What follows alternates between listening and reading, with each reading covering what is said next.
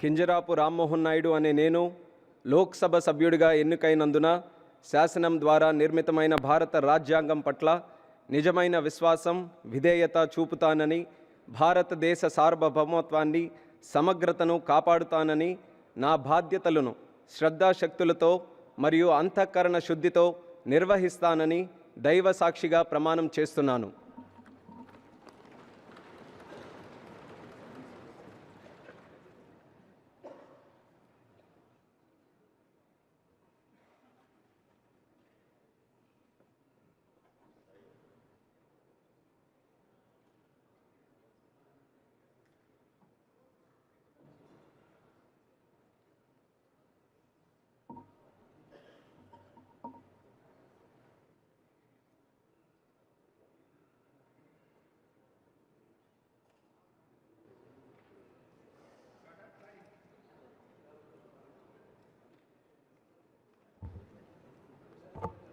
Shri Prahlad Joshi.